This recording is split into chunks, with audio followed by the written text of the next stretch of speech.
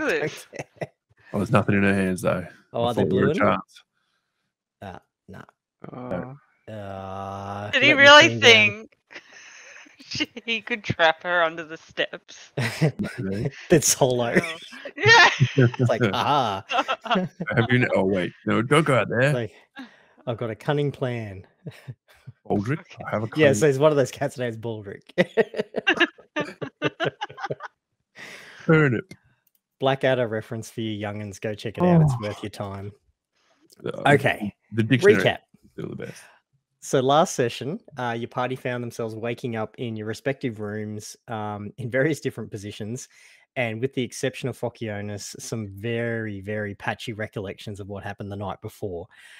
Exiting those rooms, Zach being the only one that bathed before exiting, despite the hero's feast keeping any hangovers, poisoning, or ill effects at bay, you found that for yourselves that definitely was not the case for Mort, who uncharacteristically was drinking water.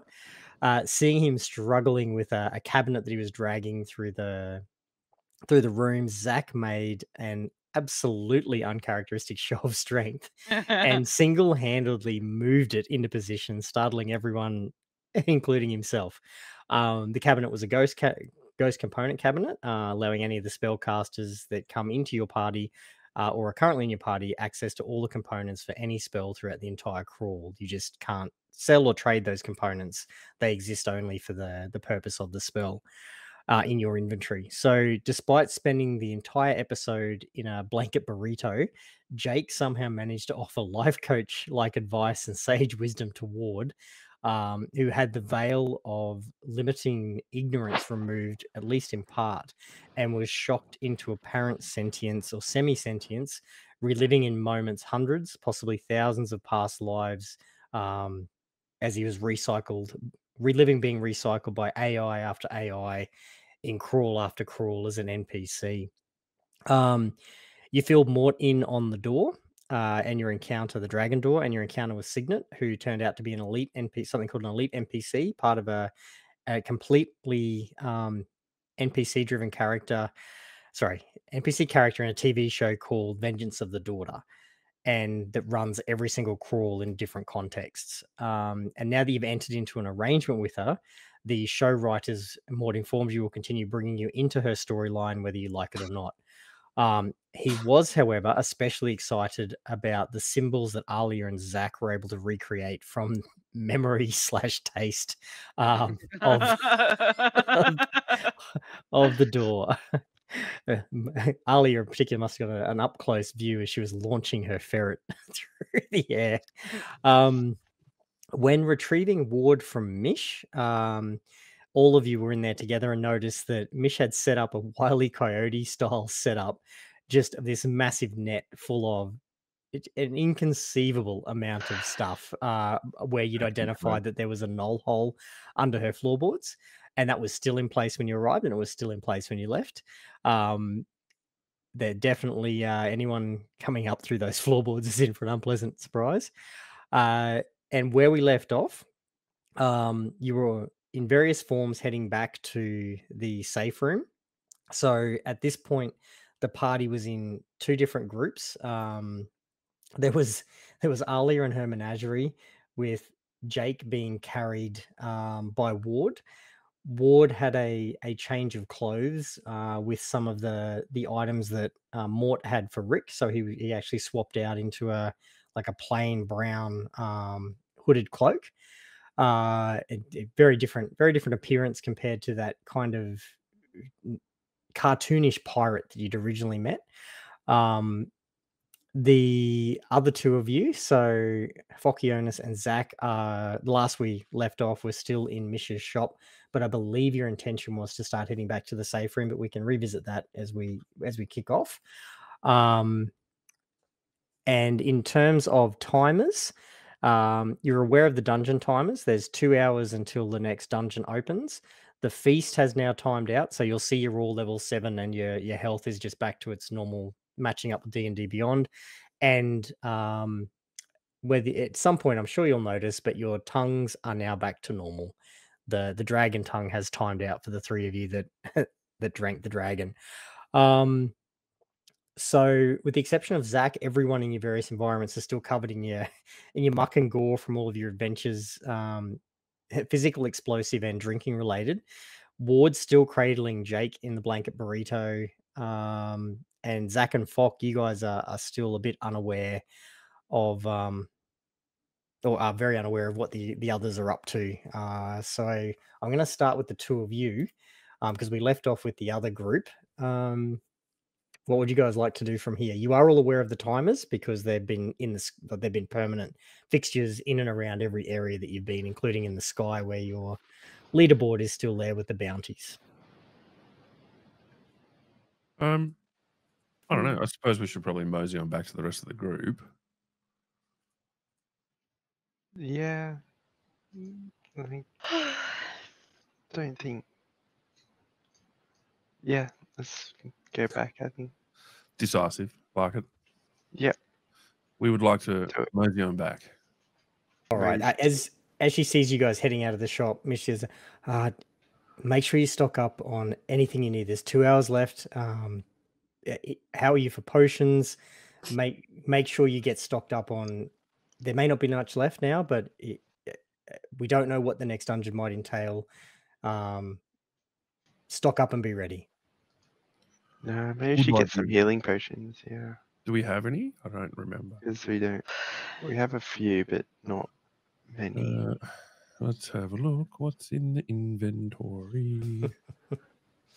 While you guys are thinking about that, the rest of you, so Jake, who's been cradled by Ward, and Alia and your dog and Drake that are following along, trotting at your heels. A very strange little company that you guys make with quite a few bodies now milling and around. Everyone seems to be moving with a purpose. Not really panicked, but everyone is definitely kind of game face on, and you do see some really haggard, kind of dead-eyed, 1,000-yard stared crawlers who look like absolute shit, who are kind of staggering and moving through the throngs as well, that look like maybe they just made it out of the previous dungeon before the collapse and are now kind of scraping and desperately trying to do what they can to be ready for the next one that's just about to commence.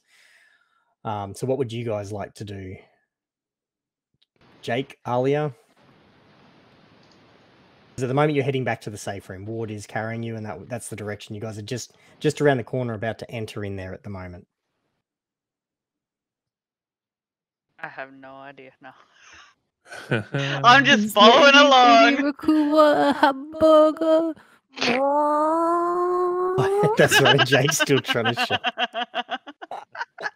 Alia go ah. I'm trying to feed Alia. Okay, so Jake is trying to feed Alia a hamburger as the arm reaches out and is kind of flailing outside the blanket in your general direction. You know, you look really pretty with like a big glittery bow. Oh, dear God. Like right in the middle of your forehead. How high are you? I'm not high. I'm sad. No, time to nom nom.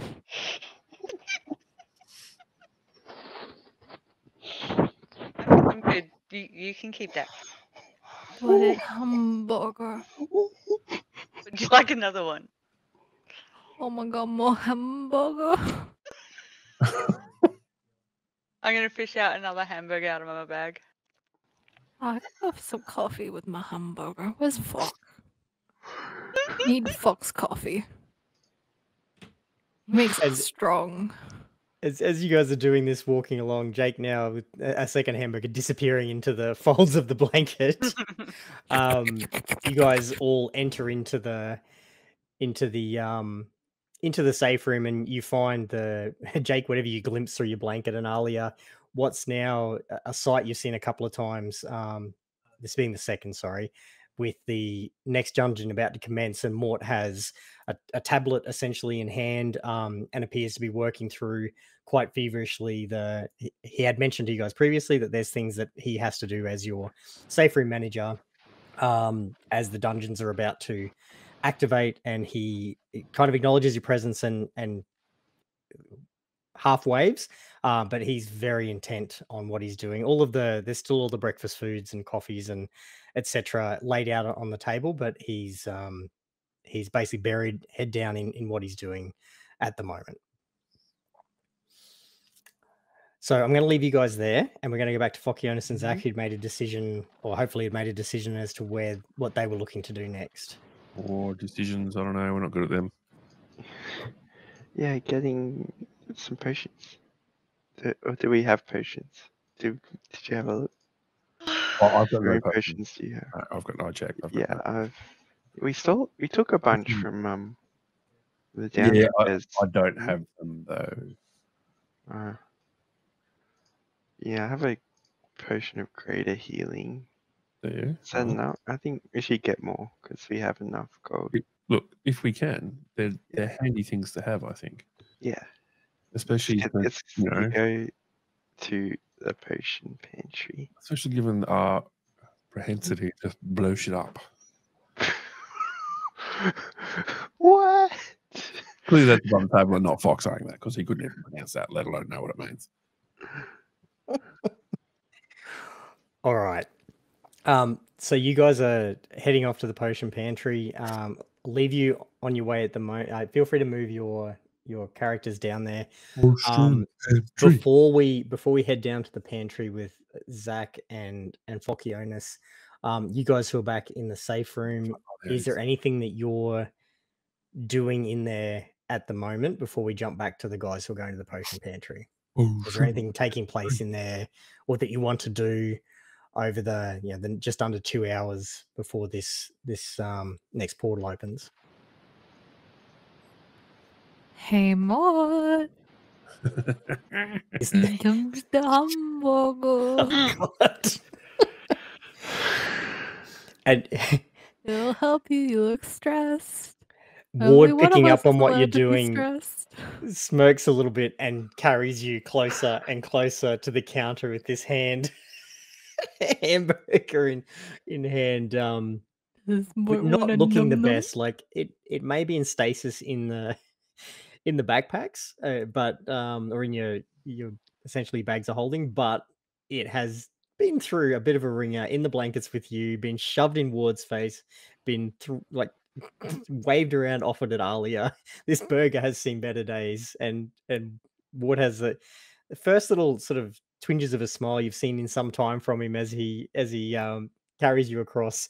And Mort doesn't really even notice that you're there until you even mash that a couple of times, half missing part of his face before he finally for fuck's sake, no, not right now. And I sort of news. And then you see he sort of puts his the big fat yellow finger in play. Like, good news would be welcome. What is it, Jake? Hey, Ward, what are you? Takes a deep breath in. You've got this. I'm not sure what it means, but I've come to understand my role at present is as an NPC that's part of a cruel and ongoing game. Going to need a little bit of time for more than that. And that smile that was sort of he's that those cogs are starting to turn again. You can definitely see the thoughts are starting to spark off, and Mort was only really half listening, nearly drops the tablet, catches it as holy shit. This is good. Ward, please take a seat. I have to do this. Please don't leave the safe room. We will talk more once everything is squared away. We have much to discuss. And the two of you kind of just catch some of the cues. NPC sentience, that could spread like wildfire. Oh, that could be a real come back to that. And it goes that is, Jake, truly great news, but let's explore this more when you are back safely. And he's kind of like back to what he's doing, but you could definitely see that, yeah, that was good news indeed. Before I go back to the others, is there anything else you want to do there? Or does Alia want to chip in? I'm going to like him no matter what. Ali is shoving her face full of food. What? No way. So she didn't want the Jake hamburger. She's now back into the fresh stuff. Yep. And Jay, the reassurances it seem to be welcome from Ward, who's kind of got that little bit quiet, and he's got that sort of very much thinking face going on. He's things are ticking over. You recognize that look from the temple when he was trying to process everything as the veil kind of got lifted from his eyes. And he does take Mort's advice. He's still got you cradled, Jake, but has now sat down in a booth with you and your burgers. All right. So by that time, the two of you should have been able to. We're going to just move down to the potion pantry. Where's Fociona's gone? The potion pantry. You under? Oh, you're He's underneath. I am the potion pantry. The potion pantry falls on Focionis. A set of red boots are all that is left sticking out from underneath. Help me, my pretty. And we just needed Egg with his little dog there that could have come in as Toto. All right, so heading in, we better load up the potion pantry. Hang on, I've got to get to that location. Yeah, It's the I first time can't. you guys are going there. It's covered by fog. Get out of the pantry. Get out of the kiln.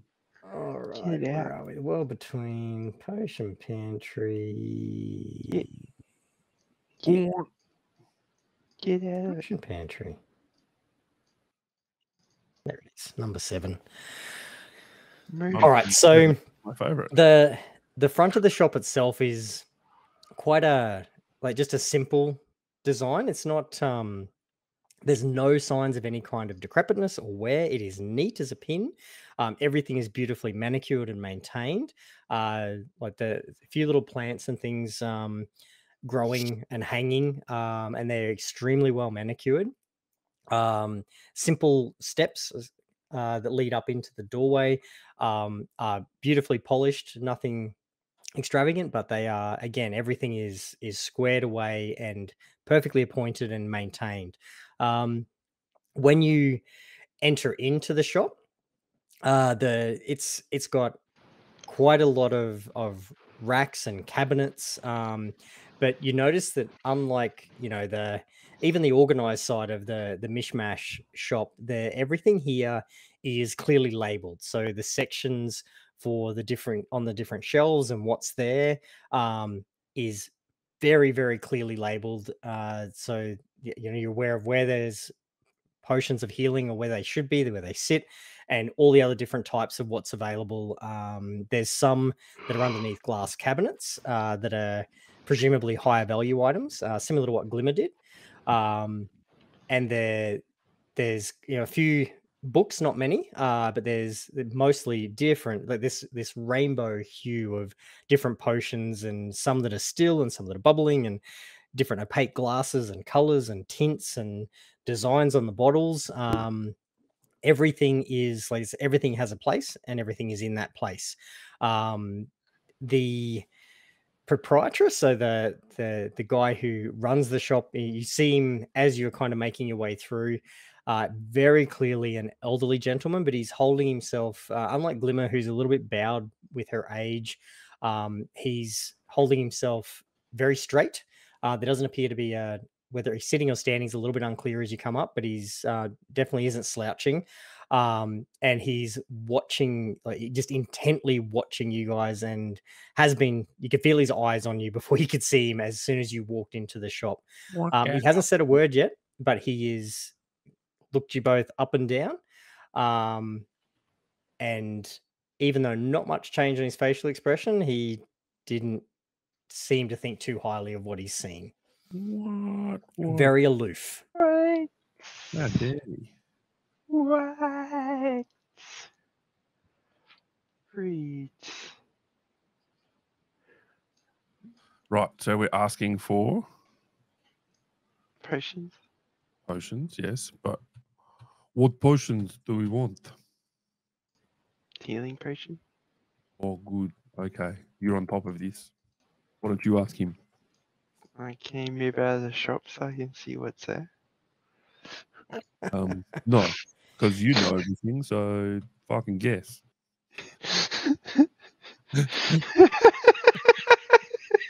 Fine then.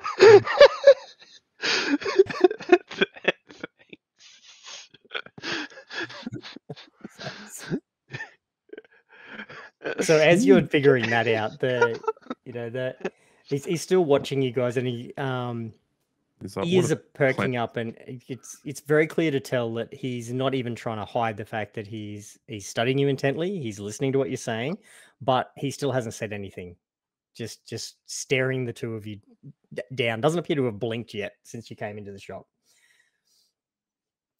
Okay. Hello. How are you? well, you g'day, mate. How you My going? name's Zach. I'm Fock. Clarence. Clarence. Good name. It's the slight nod Good of the name. head. So you sell potions here? This is the first time you see him blink. Blinks at that. Looks around the No, shop. they sell fucking pantries. Yes. If you need me to answer that, young man, you may be in the wrong place. Or are we? Maybe we're in exactly the right place because we don't know the answer. Can we please exchange some gold pieces for potions of healing? Certainly.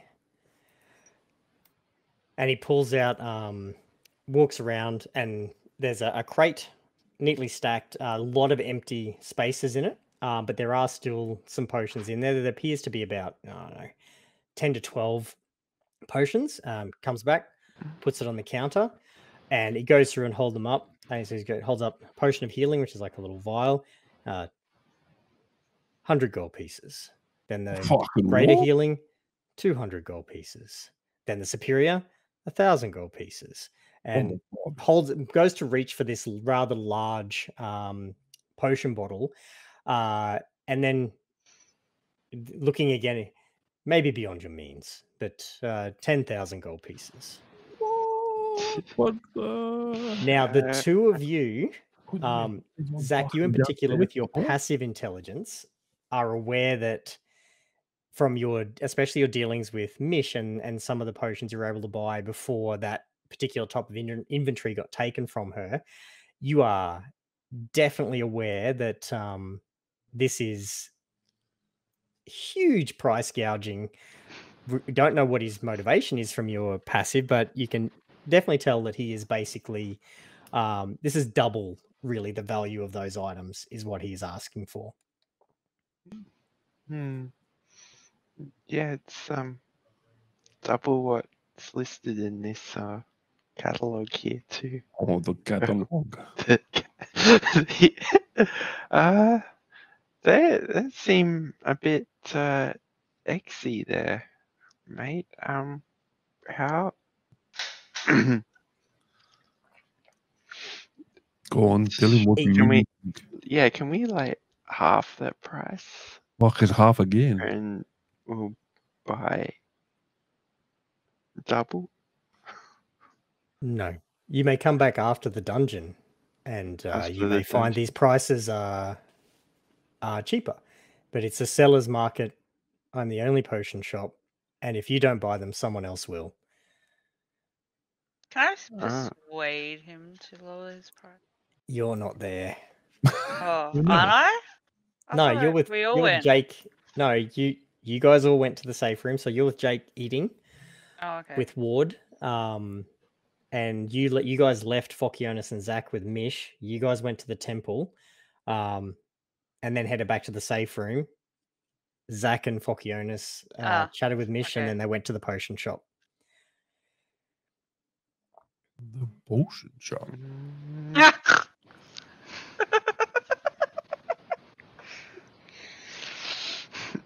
Okay. What about the potions you'd normally give to the Baron? Whoa. You see for the actually, can you make a Zach perception check Make a with Zach that check. question? And you can either do the same or you can offer him assistance for him to do it with advantage. Fokionis. Advantage. All right. Alright. Advantage go. 19. All right. So first off, the response. Is that a crawler or someone of that nature? I don't know the name. The price is the price. Take it or leave it. So the response seems quite standard. What you do notice with that perception roll is where you possibly expect this guy is clearly he's human, and he definitely has to be at the very least into his 80s, possibly older, but his body doesn't appear to be showing any signs of that degradation of age, or as much degradation of age. He's very upright. His posture is very strong. Talking about them He holds himself very well. His voice is definitely not has not cracked with age just yet. He still speaks very clearly and almost like with a young man's voice.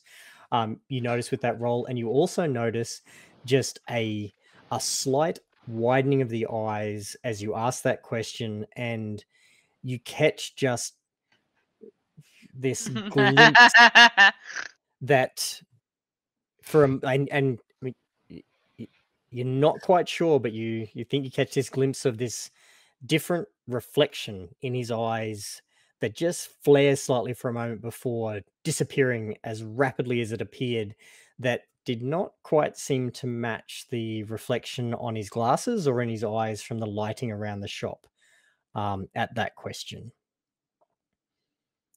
Something very unusual caught you there, Zach. Something's It was going on. clear that his answer was not he was definitely lying to you, but there was a little bit more you caught with that 19.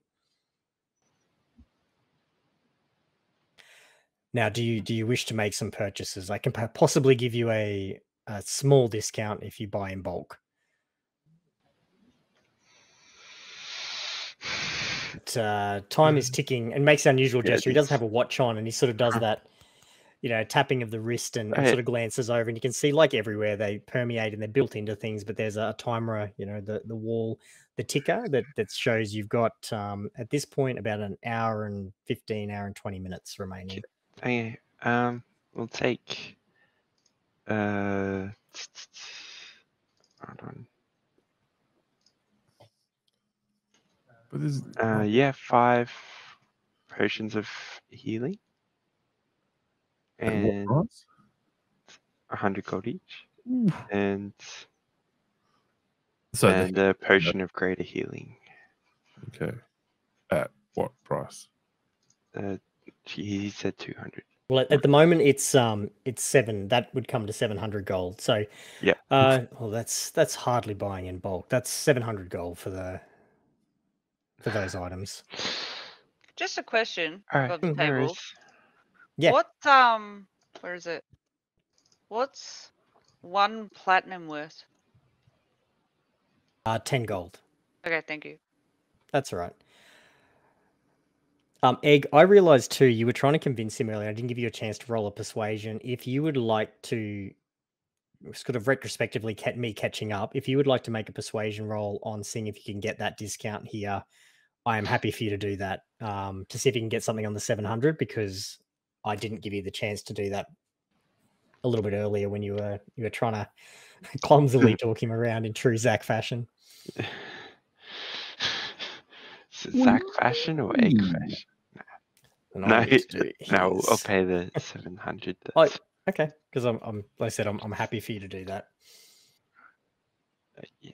Oh, good. All right, so you've taken the 5 potions of healing.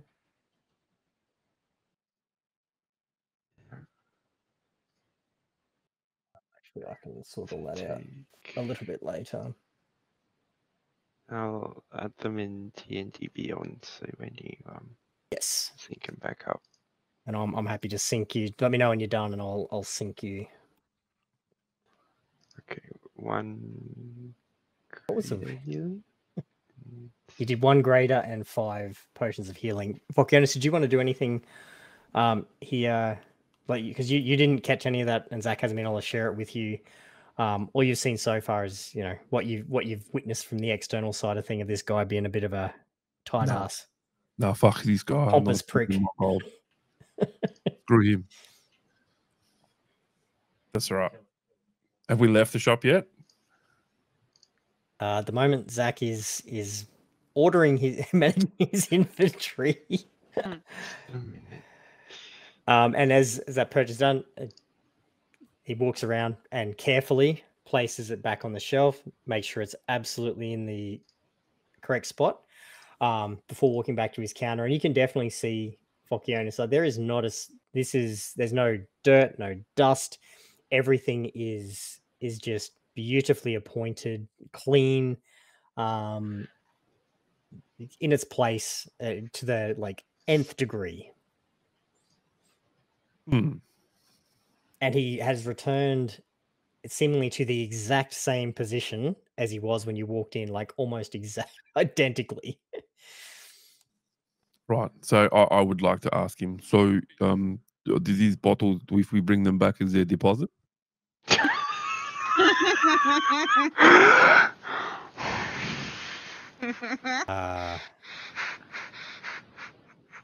I will happy to negotiate buying those bottles back. They're very high quality craftsmanship.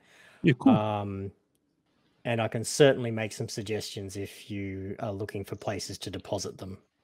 Oh. And he does this completely straight faced.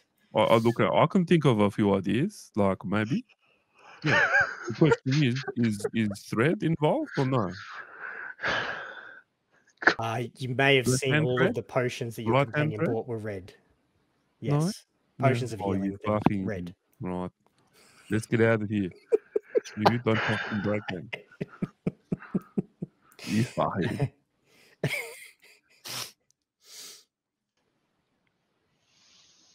Are we outside the store yet? All right. So did you want to do let's anything go. else, Zachary? No, let's all right. get out of here before I lose Remember, all my money. you're the only one who caught those kind of glimpses of things until you share that with your companions. Yeah, there's something outside. weird going on in there. Fuck. I assume we're outside now. Yeah, walk out. So I'm Okay, assuming so you guys are heading back I'll over change to that the here. safe room Fuck that as guy. you have this Didn't we, like, go conversation. into his basement before and there's like fucking hundreds of them things just sitting there? I thought we'd go back and just get them and fuck him. Just go back. They're not now. Sure, Obviously, not we've now. got dungeon, but you know, after we know the way. The door is there, and that guy's a fuckhead. Yeah. Fucking Well, just place go to put through the bottles, fucking- Mish's floor. That's the fastest way. I mean, true. Give it the Griffin's Rest. Actually, would be. Oh yeah, we could go in through the beer tanks. That could be fun. Drink our way to the bottom. You sounded so Maori just then. It wasn't even funny.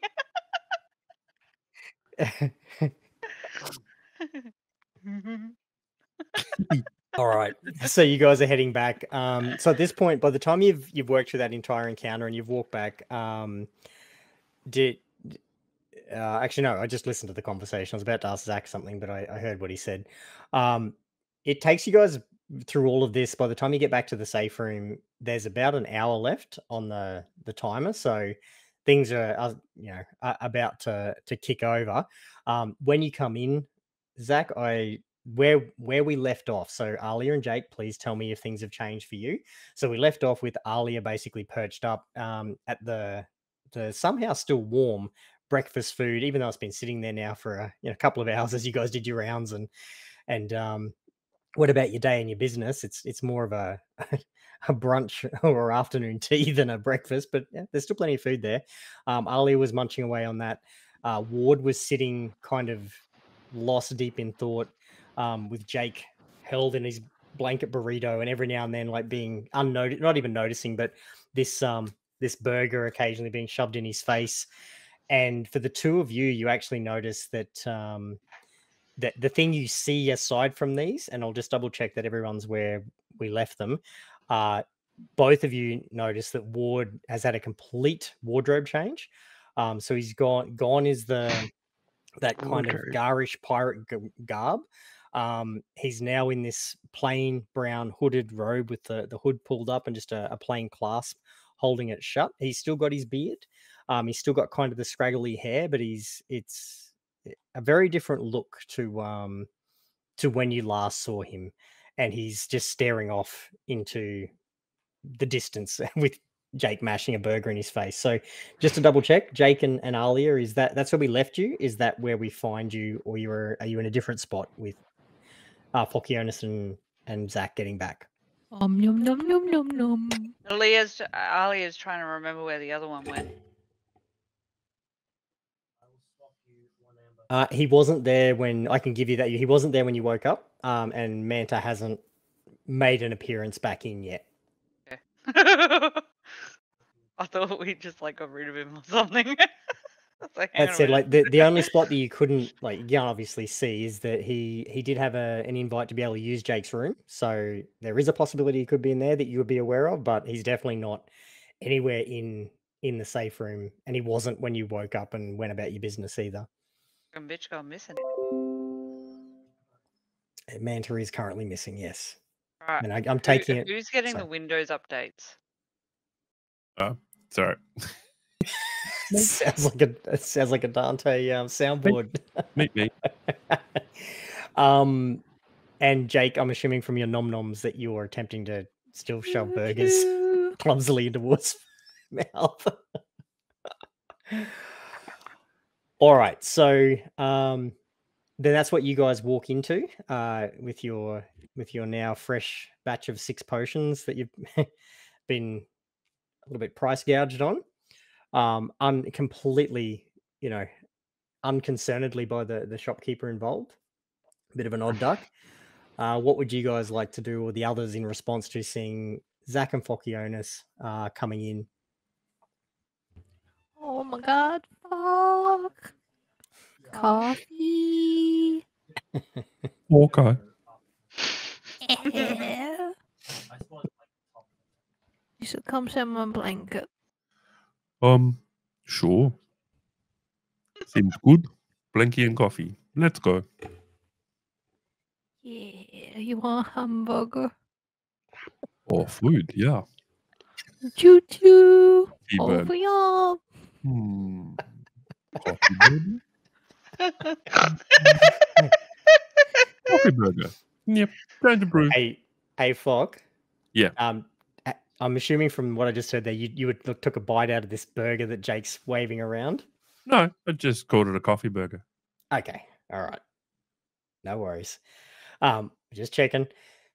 So, we've got are you pouring coffee out of like the big jug you've got that can be any liquid, or? Yes. Yep. Yes. Okay. Coming over, you cut like there's plenty of room in the blanket. Like this thing is huge that Jake has dragged and wormed himself. I mean, it's seen better days, to be fair, because it spent the night on Jake's floor wrapped around him. He crawled in it through the safe room, and then it has been dragged around. Although Ward is holding Jake, there is a lot of blanket that has been dragged through the world between on your trips to the temple and back and through the temple grounds. So, I mean, it's a little ripe, Fokionis, but you're probably not able to smell it too much over your own aroma from still not having bathed from all the shit that you guys have been through, and neither is Jake. So that blanket is grotty inside and out. Are you calling me right? Oh, fucking, I know you're moving, but come on, bro. At least Ali every now and then will do a little bit of self-cleaning. Zach scrubbed himself up. Mort scrubbed himself up. Ward even went for a shower, like through the cleaning array, but the rest of you, nah. Didn't I have a bath? With that in mind, then Not yet. So what I'm hearing is that I smell the blanket. You use the litter. Sorry, Fokionis. Apologies. Say that again. So from what I'm hearing, what you're saying is that I can smell the blanket. All right, Mate, so you can fuck, right. smell it so strongly that you can almost taste where that blanket has been over the last, Then last fuck, few yeah. hours. Okay, so fuck like smells blanket, then goes. Here, you hold coffee. I'll need to go tub. No, wait. Do I smell too? And like, I couldn't tell you because I can only smell me. oh wait, 1 second. Magic man, come smell me. Magic man. I Think? go and smell Jake. Yeah. Do I like smell my neck or like my armpit or like my feet? I What do just- you want to I say? just walk sort of near Jake. What do I smell? Mate, you could smell Jake from the minute you walked into the safe room. And the closer you get, you can smell like there's like this strange faint aroma of almost smoky bacon, but you realize as you get closer that that's just the healed burnt flesh sort of clinging to Jake's clothes as they've repaired and he's repaired from the the literal down to 1 point of health that he got to whilst trying to outrun dynamite that he set alight. You can smell mud and just miscellaneous and apparently some sort of feces. It could be from the dog, it could be from the ferret, it could be from the people, it could be anything that you've dragged through walking to the temple and back. But it's the overwhelming smell of Jake, who has been through some shit and come out the other side.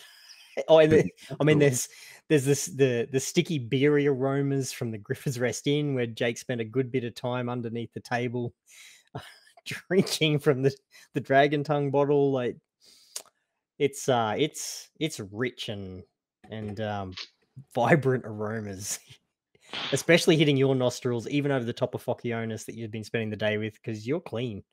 So this is really hitting you. Yeah, he could use a bit of a clean. Oh, okay. I guess Jake's gonna slowly untangle himself from the blanket and head towards the more public ones that Ward's been using to shower and just strip off on the way. He doesn't care. I should burn the clothing. Well, you notice that the clothing is actually knitted back together, so that top of Signet's, it's not clean. But Jake, I will give you that you've watched Ward shower several times now, and every time he's gone in there, he's basically stripped down to his undergarments and he has taken his clothes with him into the array, and they have come out clean. That would take effort. The clothes are already on the floor. Jake's just going. He's leaving it stripping all behind. the way down. He's not just gonna go in and be a weirdo. All right, Can so I just use a mage hand to just sort of pick the clothes up and Is it invisible roll or him in not? after him? it's not invisible. No, tell us what it's. Tell it. Absolutely, yes, you can. Talk us through that. Just like As Jake heads in and is just quite happy, like Big Brother style, having a tub in the array, getting very clean, in full view of all of you. yeah, it's like just cast a spell and this like sort of whitish hand sort of just appears. It's normal size and like just like picks up the clothes like, as gingerly as possible. Like just like with the tip of its hand, even though it's not real, just goes and like sort of gathers them up and sort of touching them as little as possible and sort of drags them into the like through the cleaning array. So Jake, as you're cleaning and sort of turning around to see what the rest of your group's doing, you're confronted with your clothes are now in there, and they're decidedly clean, if not or cleaner, if not fully clean from when you last saw them. But they're now hanging just shy of eye level with you through this this gloved, very fine hand that it almost doesn't appear to want to be touching them, and it's like right there. And they're clean. And for the rest of you get a little bit of a break of Jake's naked form with those clothes hanging in front of him strategically.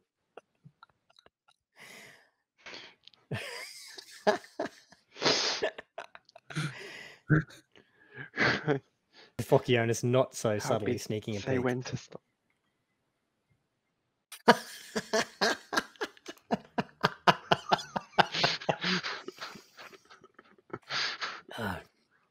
No wonder he couldn't outrun the dynamite if that's the case. That's why he tripped over.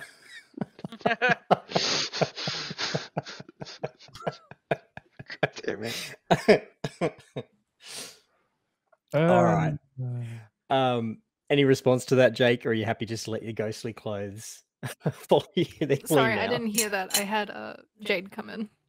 Oh, you're right. You turned around as you were like, cleaning in the cleaning array, and this ghostly hand was holding your clothes and with no one attached to it, but has followed you in, and they're now clean and they're being held up rather gingerly by this, I believe Zach said, a small white ghostly hand. That's what you turn around to, and you also see Fokionis just having a little bit of a peek around the clothes. Does the hand want hamburger? Oh, you coming and showering too? Come here. Come shower. I've got my own. Plus, Yeah, but I can get your back. You're nice and tall. It'll be easier. Should check out the bathroom. Don't you want me to wash your hair? It's so much easier if someone else does I've it. got product. It's very special. Don't worry. This doesn't just happen by itself, Oh, can you help me with my hair quickly then? It's really you've long. got a hand there. Just ask the other hand. Hand help? Sorry, the hand disappears. Sorry, I can't cast okay. again. Sorry. Maybe I should just get rid of my hair. Oh, I mean, you're cool. Oh god, Jake's going through a breakdown. You guys ever think about shaving Alia? I don't often think about shaving Alia, no. Yeah, it doesn't cross my mind. Like, I could shave my head, no one would really blink an eye, but what if we shaved Alia? But how would we know? Because you just change shape into something else, and that would have hair, and this one. That. How do we know you're even you and not something else? Well, I'm not me. I mean, that's my point, isn't it? I can walk. What? Nothing. Don't worry about it. Okay. But like, how do you get your hair like that? With gel. That's smart. No one told me smart before. Thank you. Very nice hair. Alia, how does Alia feel about the being semi-threatened at being shaved? I'm just gonna say, you guys come close to me with a shaver and I'll slit your throats. With the shaver? When did you shower last, you little raccoon? Stinky. I bathe myself every chance I get. Half the time, you guys ain't looking because you're too busy blowing shit up. Eating the leftover food in your fur does not count as bathing. Oh shit.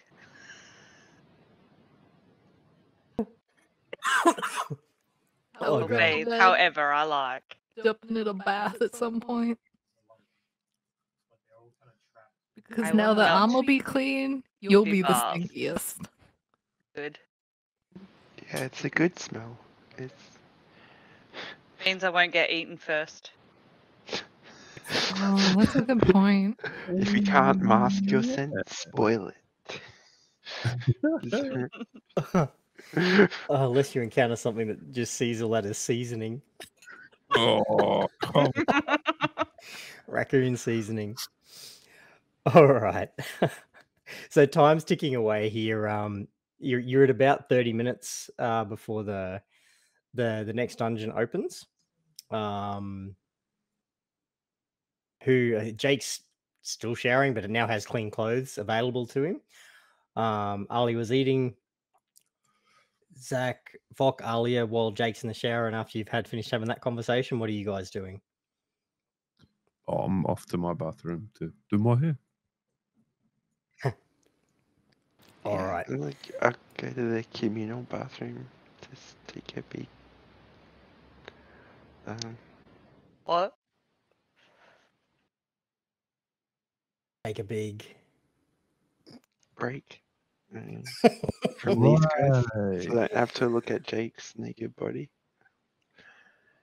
Yeah. All right, so we'll come back to the others now. Fokionis, because you went to your personal one, you're not in the communal one with the shared message board. So I forgot that. just I'm letting you know that. So Zachary, at the moment, you're the only one who's going to get this, and I'm just going to give you all the info. So if the rest of you decide you're going to go in and out of the communal bathroom before you exit, you will get this as well. If not, Zachary, you will have this information. Not sure how you would go about sharing it with your party, but we'll worry. You can worry about that. Now, just let me find the appropriate section. You've jumped around so much. Good.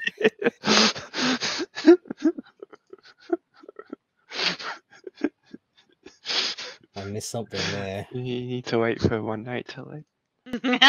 No, I didn't. I was finding the appropriate section in OneNote. Chance is loading. So when you get in there, Zach, you notice that previously there'd been messages explaining who the anarchists were.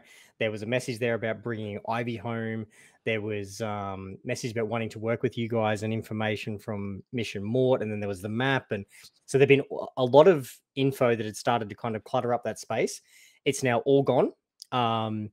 There's a drawing that I will share with you in Discord. So just I'll drop that with you guys once I get through this info and we figure out who's doing what next.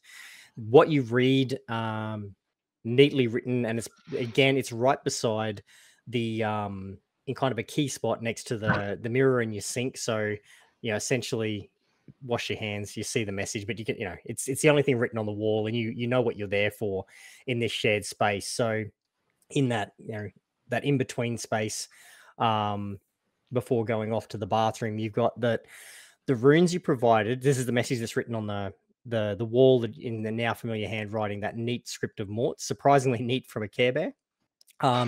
The runes you provided are an archaic form of encrypted Kuatin, somewhat like your Latin, if I can give you an example.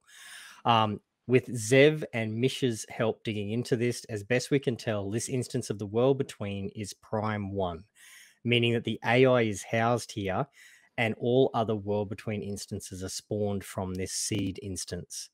If we can gain access to and find the right resources, getting through the dragon door to get access to the castle. Sorry, I just jumbled up two sentences. We might be able to bring this whole thing down, not just Borant. We may be able to corrupt the whole crawl system. Please make it a priority to collect any and all powerful artifacts that you get wind of, whether you think they may be useful or not.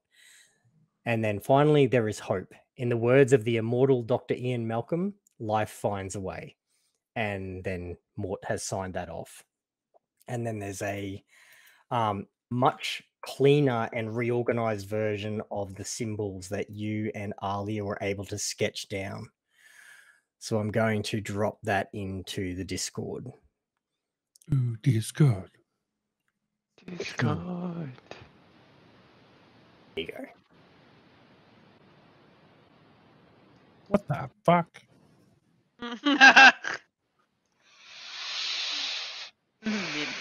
Oh yeah. It's what they're working I know on. what they mean. Yeah. Oh, not expected to, but sure.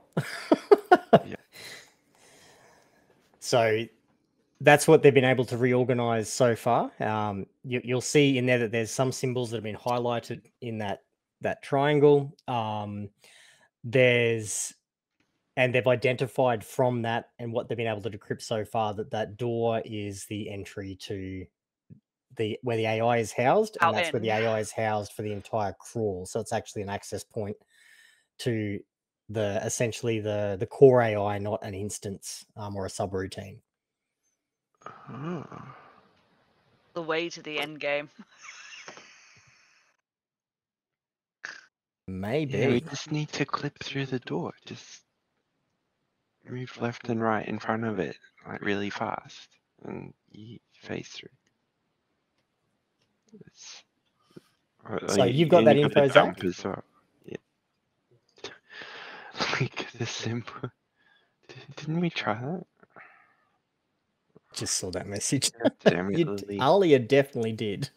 Did try licking it.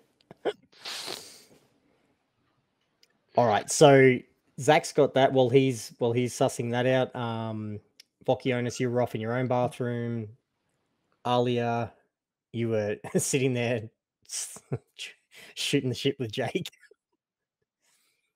Who, to be fair, like, even though his form's different, it's probably not the first time you've seen him naked for the amount of times that he would visit Ivy's place. I mean, That'd you're be not fair, wrong. wouldn't it, Jake? From the conversations that Jake has had, would that be a fair assessment, that it may not be the first time Ali has seen Jake naked? Jake is very open about himself. I figured. Definitely looks a bit different in this halfling form, but yeah, it's still it's naked Jake. At Nothing first I new. wasn't buried. I was petrified.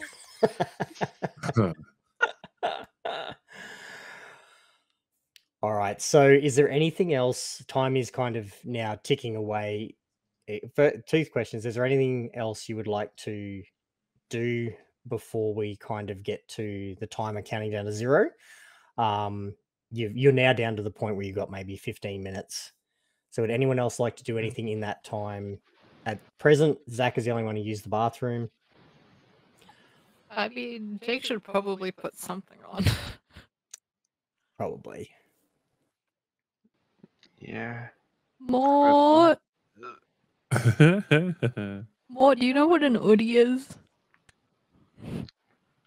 Again, like the finger goes, he's like, sorry, Jake. No, but if you want to get through this next portal safely, I need to concentrate on this. And he just goes straight back down. And I think of that. Don't forget to enter the dungeon with an empty bladder. And he goes back. But I heard that. Fine, I'll go to the shower. toilet. I peed in the shower. Yeah, it's already empty. Just waffle stomped it down. I haven't heard that phrase in so long. Oh god, no. That's the wrong kind of nasty.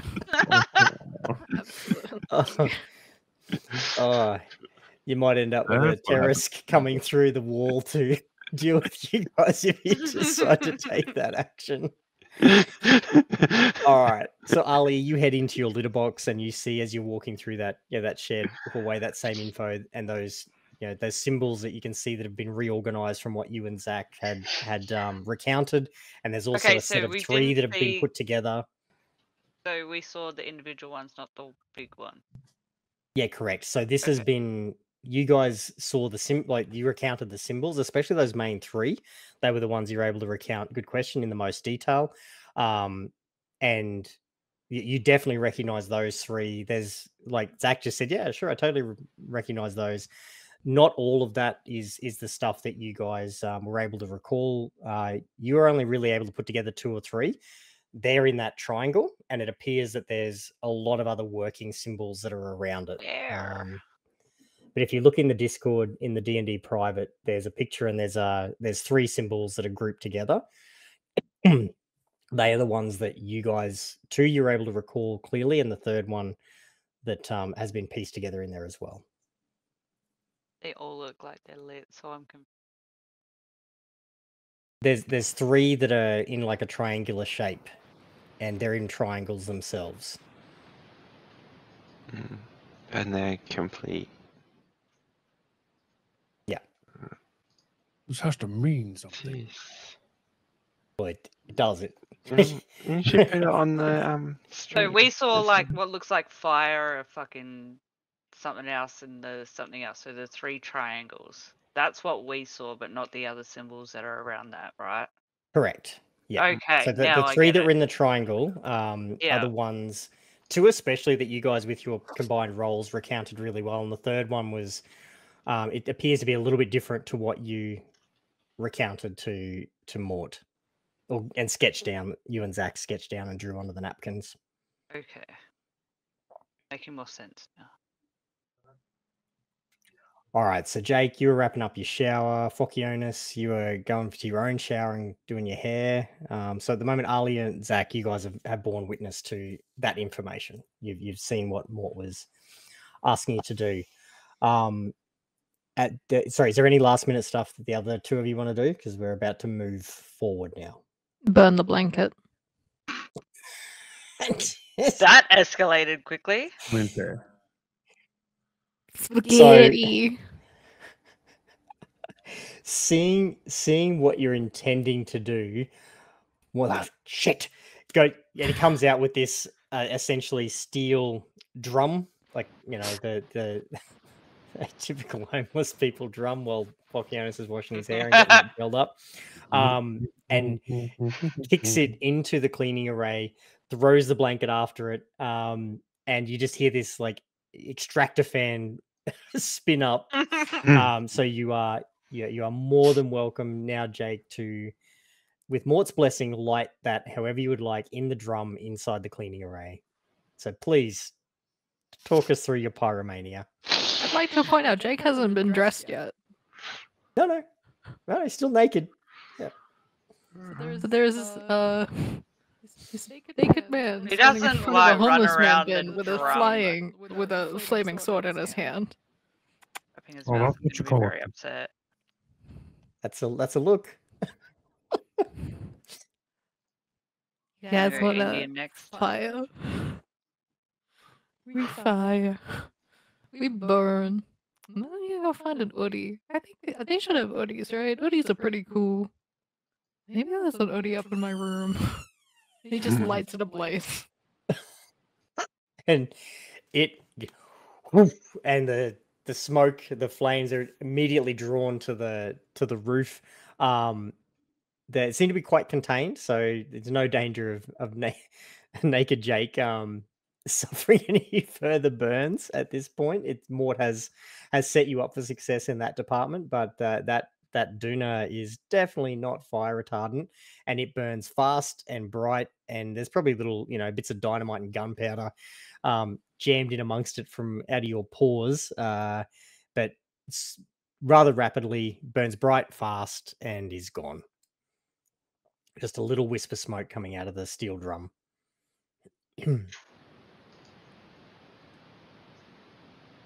Next to the still naked Jake holding a flaming sword. Do any of you guys have Udis? Ali's the only one there with you at the moment. Mort is desperately tapping at his... Actually, no, sorry, I take that back. Ward's the only one with you. Ali went to the toilet. Fokionis is in the shower. And maybe Zach's just coming back into this insanity in time to see the doona erupt in flame. Ward, do you know what an Udi is? Too soon to come back, I think. How long does it take to stomp a waffle? Is there an appropriate amount of time? Is it like a quick process, or is it like slow and steady? Depends on how much fiber you eat. Right, no, fair. I imagine it's more of a thoroughness thing than a time thing. I would hope. What if you get the I pattern hope wrong? it's not, it's not like the water restrictions where you're flipping the timer on how long you stomp the waffle for. I hope you go till it's gone. Not like, all right, 3 minutes is up. That's it. Next person's problem. Yeah, you can't stomp it when the water's not running. Otherwise, Wow, it's just disgusting. Yeah, that's the disgusting part. Yeah.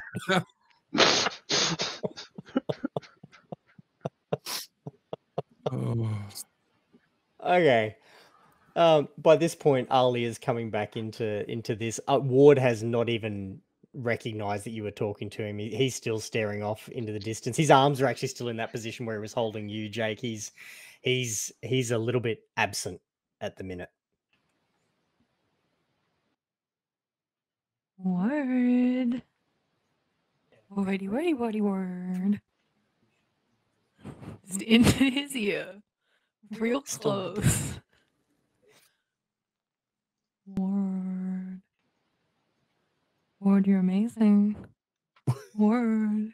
You ate hamburger. Word. That's a naked man whispering in your ear.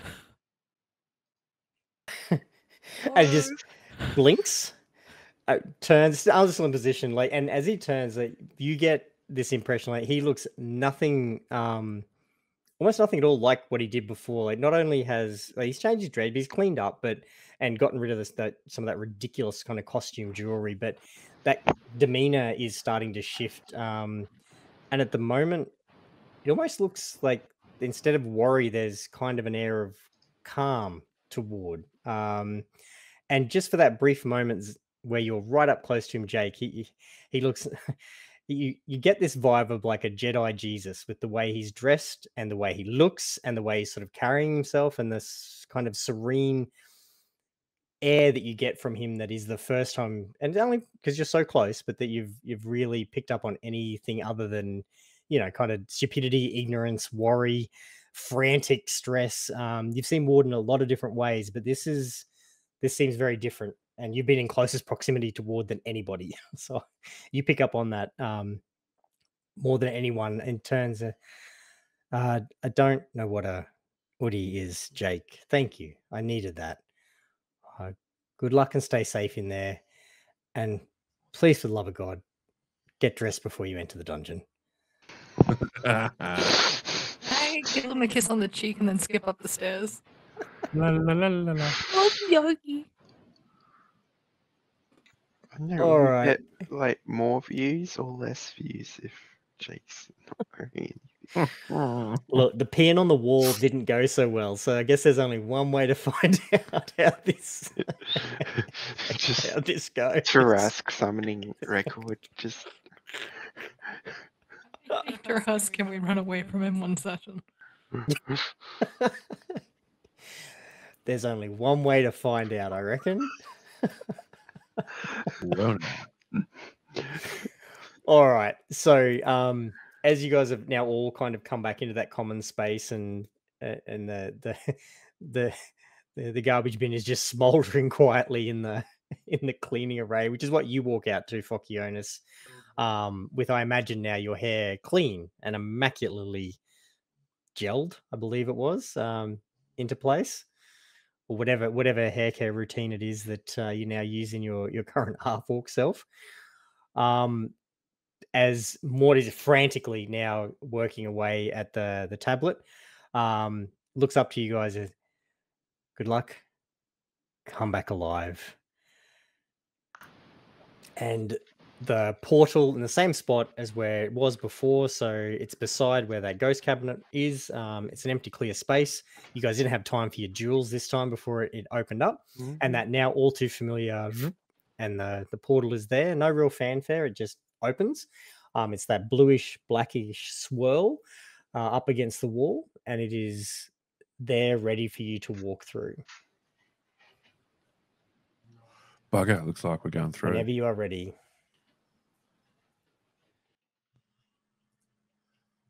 Hi ho, hi Right. ho. It's off to work we go. you ready? Fuck No, no. what the fuck is this? Anyway. Right, let's go.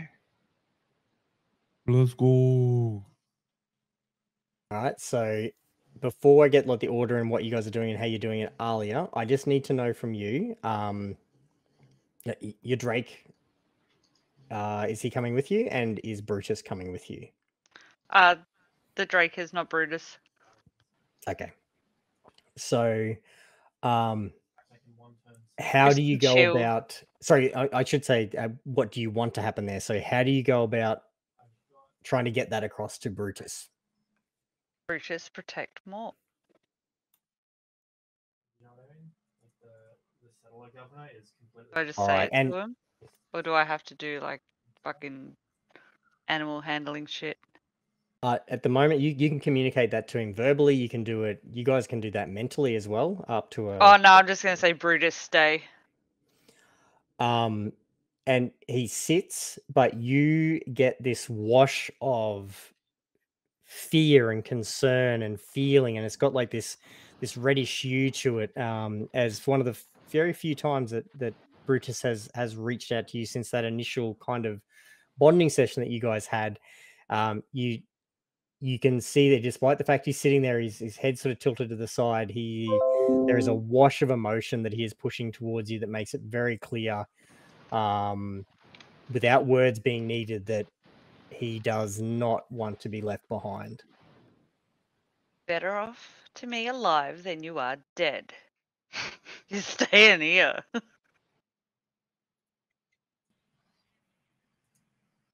All right. I'm going to leave that there where he drops in front of Mort, but has not taken his eyes off you the entire exchange. Be a good All right. boy. And there's a slight little whimper, and you haven't heard Brutus make many noises, so it was a little bit startling to hear that come from him. And then it stops. All right, well, Zachary was heading to the portal. Is everybody heading through? If you are, what's the order you're going in? And Jake, are you getting dressed? Me. Serious question. I need to know. Yes. Technically. Like, You what ever done is- like the Roman bedsheet thing? Total party. Technically that's- dressed. So you're wrapping yourself essentially in a bed sheet rather than your clothing. Is that what I'm getting? I mean, undergarments. Got Jake in his jocks. You're not even donning Signet's top anymore. You've ditched that. Yes. Okay, so we For got now. Jake in his undergarments. I mean, yeah, you're right, technically dressed, I guess. I think. All right, so you're going through together. I take it from what you said there. What's your kind of marching order into the portal? I'll cast light on my dagger and go through Alright. first, I guess. Zach's heading through. Is everyone following with him? Or you? Yeah. It's So open. I'm just keeping an eye on everyone, trying to make sure everyone's all together before we go through.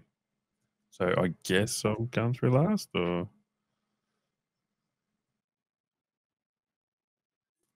Okay, with I can see At this it. point, Jake's been through. He's about 5 or 6 seconds ahead of you guys. So, is anyone else going in? Fokionis is tending to come through last. Jake, Alia, go what would you guys like next. to do? Alia and the Drake. What would you like to do, Jake? Sorry, you got really quiet there. Could you say that again? Oh, I'll go in afterwards. I'm going last. No, I'm going in front of you. Okay. So you get the perfect view. I mean, maybe you should go last. I don't know. Is Jake's undergarments a thong by any chance? You want the image? I went and found an image for this. I would absolutely like the image. Let's see what Fokionis sees as Jake sachets into the portal. Is it a link you can drop in chat, or is it a Discord one? I'll drop it in Discord and definitely not in Twitch. Okay. All right.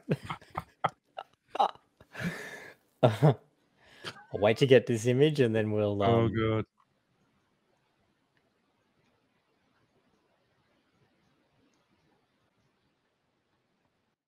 Oh my god, it's gonna take forever to load.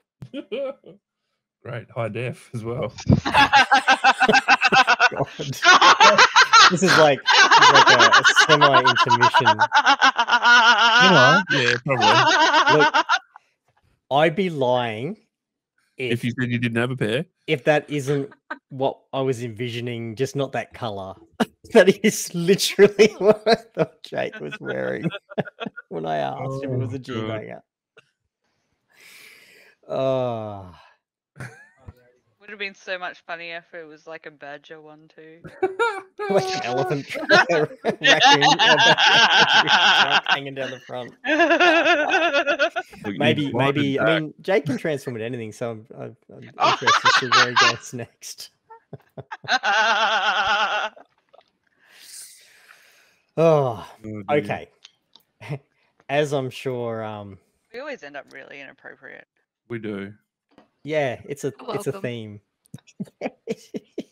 Thanks. That's gold, literally, literally. and pun intended. Yep. All right, let's get to this third dungeon. It's taken us nearly as long to get here as it did to everything else. As it did to So start the fog. so that fucking talk to the fog. Moving on, like you guys haven't done anything stupid in this campaign.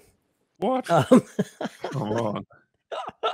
So as you're heading in and you're now in that darkness that kind of seems to indicate movement without you feeling movement has become quite familiar to you, having experienced it now, too many times, but I guess it beats the alternative of, being dead and not experiencing it at all. And you get this in that transfer point that, again, now familiar dump of information, but this is much shorter than the ones you've received before. So you get the communication voice that has been previously quite pompous and condescending. Sounds a little bit stressed and harried and hurried, as you get the welcome again, crawlers to the third floor. There's still a few stragglers working on their class and race choices, and that's okay. The vast majority of you are out and about and just starting to learn about the wonders of what you're facing. We welcome you to the Overcity and a dungeon crawler world tradition. A couple of announcements regarding this third floor, and if it was a person, you would be expecting to hear like notes being flipped at the moment. Like this is a very harried, almost seemingly rushed explanation you're getting. All right. Did you say that they were waiting for their OneNote to load? I think they were definitely waiting for the crawl version of OneNote to load. Well, mark it off on bingo for fuck's sakes. Well, the bathroom penalties have been removed. We want to remind the crawlers that restrooms still populate this floor of the dungeon. In the villages, you may find restrooms in any pub and in some shops, in ruins and other wilderness areas. The toilets are just as prevalent as they were in higher floors. They may just be a little bit trickier to locate. Please do not force us to backtrack this decision. We're already seeing much interest in the sponsorship program, and while the program doesn't officially get underway until the 4th level, potential sponsors now have the ability to put in early bids on their teams. So remember, be as entertaining as possible. This really strange sort of hesitation and where condescending it had flowed and seemed very prepped and organized. Things are a little bit more disjointed. Okay, so finally, many of you are discovering new abilities and spells and wish to try them out, and we urge you to do so. Just a general warning. Any attempts at violence on non-combatant NPCs should be avoided. From this level on, at the moment, that's technically not against the rules, and that violence can be perpetrated. But the Borean Corporation wishes to keep the citizenry as safe as possible, and as a result, we've adjusted the experience counter and the rewards for citizens down to 0, and city guards have been given a slight boost to their stats in combat. Okay. After a vote by the indentured, retired players, mainly due, let's be honest, to some ex-crawlers being absolute dicks. That's the language of the AI. Ex-crawler personnel protections against crawlers initiating combat are now only in place inside shops. We hope this leads to a more civil experience for everybody. And that's it. That's it for now. Get out there and kill or die. And as that kind of voice drifts off without the same sort of purpose and strength as what you've heard before, and more like an afterthought, when you step through that portal, you first, Zach, then you've got several seconds to kind of take this in before the rest of your party starts appearing. As each of you come through, you were walking into this expecting more of the same of what you've experienced before. You've been underground, you've been in these, typical kind of dungeon crawler environments, these contained areas, and you are immediately assaulted. Your senses are hit with just this wave of sensory overload. Your Fuck, it's the surroundings are nothing like what you expected. The surroundings are just undulating in front of you, and it's this vibrant emerald hued world that stretches as this jungle, thick, dense jungle as far as you can see. There's towering trees that have strange broad leaves, and that's casting like these dappled shadows onto the jungle floor where you find yourself. There's colorful, strange flowers blooming throughout. The air's heavy with the scent of those flowers and the rich earth and the vegetation and those rainforest smells you're used to, and many that you're not, that are strange and foreign to you. And there's these distant calls of unseen creatures and birds and potentially other things that echo through the underbrush around you. And a warm human breeze can be felt. The first time you've actually felt real fresh air in quite some time. And on that breeze, you just have this cacophony of sound, this symphony of sound that has been so absent that it really strikes you. And it's such a stark contrast to that cold, kind of sterile environment of the dungeons that you've been through. I mean, obviously, with the exception of the the tunnel and the world between, it was a little bit more rough and ready. So you actually find yourselves in this open area, this jungle environment, as opposed to the dungeon that you were likely expecting to walk into. And what I need each of you to do as you come through, can I just get you please to roll for me just a D6 and tell me what you rolled.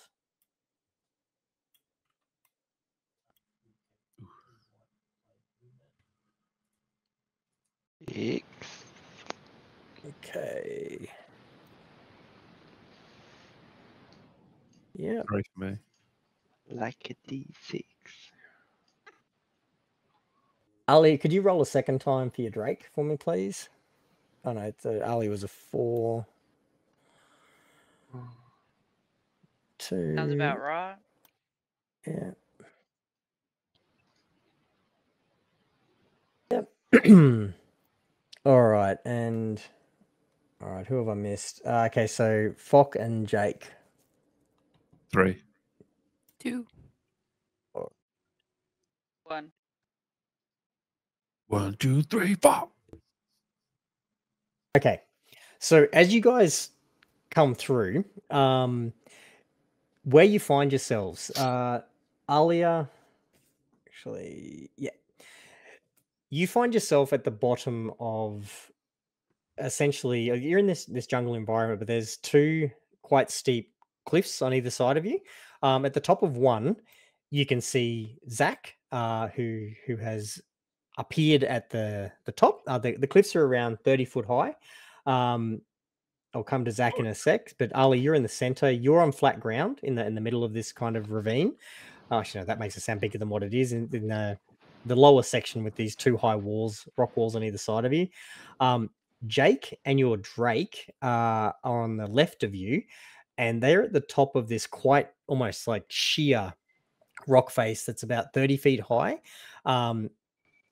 You can't see a way of getting up to them at the moment from where you're standing. Moving on to Zach. Zach, you actually popped up in a position that gives you can see that there's a nice, what appears to be a nice easy slope that would allow you to get down to Ali or Ali to get down to you. You're about 40 feet above her, so that puts you about 10 feet above Jake and the Drake. So you can see them, and you can also see just how steep and sheer that rock face is. And looking around you, you have a bit more of a view of things, being able to see over the landscape around you, around to about 60 to 80 feet. You've got depending, what's obstructing you in the way. So you've got a bit of a bird's eye view and what appears to be a nice kind of gentle slope that you can walk down to get to Ali, or that Ali could use to get to you if you guys so desired. But you're easily visual range, and definitely easily able to talk to each other. Jake, you find yourself kind of landing and catching yourself right on the edge of this steep top of a plateau, essentially at the top of a side of a cliff, and looking down, there's very little that you can see other than the sheer straight drop. It's an unnaturally flat surface, and there is just enough room at the top of this surface with one tree, and then you, and then the Drake. You are essentially filling all of the available space that is on the top of this little section. And with your passives, there's no way that you can see that is an easy way down like what Zach you can see. Fokionis, what did you say you rolled? 3. Okay, 3. You I'm not even on the map. No, I haven't put you in yet. Oh, that's why. You find yourself arriving and almost stepping on the Drake, but thankfully you guys have spent enough time together that you just narrowly stomping it. Nearly knock Jake as you catch your balance, but you somehow manage to land without sliding off this cliff face. So you, Jake, and the Drake are basically filling the entire space of what the tree that looks kind of like maybe a sort of a palm tree, but very different and much thicker and larger to what you're used to. And you guys can see Ali below you, and you can see Zach up at a slight elevation above you and across the way. So we're up the palm tree or just near the palm tree? No. So there's a palm tree underneath. This is a free map, so the guy who designed its logo's there, but underneath his logo, for the Dungeon Geek, there's Jake, and then there's you and the Drake, who's now basically between your feet, like what you're used to. Okay, cool. No, I just wanted to check that we weren't up. There is no wiggle room for you guys. You are basically taking up all of the available space. Gotcha. So what do you guys want to do? Any of you? Because you can all see the various parts of this. Ali, you can look up and see that there's no real easy way that it looks like from what you can see where you're currently standing to your team members up. You can see Zach, but it's a bit of a rougher section up there. Zach, you can see a way down, and you can see a way for Ali to get up. The other two of you and the Drake are, from what you can see passively, you're a bit stuck at the moment.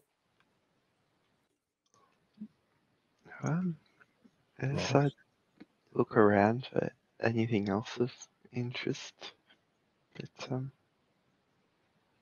Distance between Zach and Jake and that. So they're almost right beside you, like in a straight line. They'd only be about 10 feet, but they are 40 feet directly up this sheer cliff face. Oy. Just to answer your question, Ali, I'm going to come to Zach. So Zach, tell me what you're looking for, so we can figure out what it is you're going to be. Any other sort of signs of life beside us? Like something's going to ambush us or something? Okay. Or any just anything of interest mainly. Jen, let's start with what you're initially looking for. So let's start with a nature check for me. Knowledge, nature.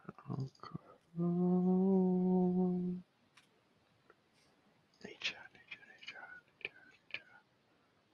14. Okay. You can't really identify the plants. So you can see that they seem to be some little like huge mutant version of a palm tree, for want of a better description, but it's not quite right. You can see just that little bit of scouting around you and looking down, and the bird's eye view you've got over the top of Alia, that there definitely seems to be quite a fair bit of animal track activity. You don't see any animals themselves. But what did you get? A 14.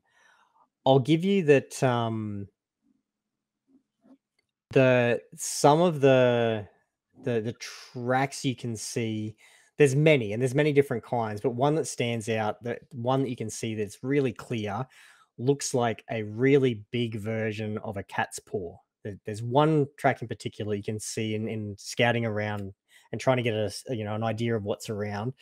You can definitely see a large cat's paw indent near where you are, where it appears that something that made that mark has used the spot you are in, at least recently enough for that track to have persisted. You can't tell exactly how long with a 14. But you do get it looks like a giant cat's paw. Oh, jeez. But nothing else. That you were looking for like signs of life, and what else was it that you said? And just anything interesting, but Okay, I'll give in terms of anything interesting, you can definitely see that there is a nice, easy kind of game trail that you could very easily describe, that would let Alia get to you or you to her, that takes you down and around. You can see that pathway clearly, and it certainly looks like animals of some kind have used this spot and this space regularly. yeah, I relay that to Alia. Okay. Hey, there's a way you can get up here, Alia. Just walk around that way. By myself? Fuck no. Can we get down from where we are, out of curiosity? Can you what, sorry? Can we get down from where we are? Because you said we're above. Is that right? Because we're not at the same level as Alia, are we? Yeah, you're about 40 feet above Alia and 10 Right, feet below. So your cliff is about 40 feet high with just sheer drops on the sides around you, and a big tree next to you. Right. So we're pretty much stuck up at the top here. I'm coming to you guys now. So Okay, sorry.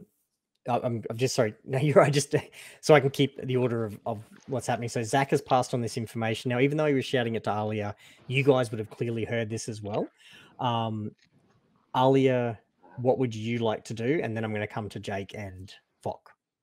Basically, I'm going to yell out and ask if anyone has rope. Oh, yes. Yes, I do. How thick do you think that tree is there next to you? I think maybe I might investigate if it will be weight bearing.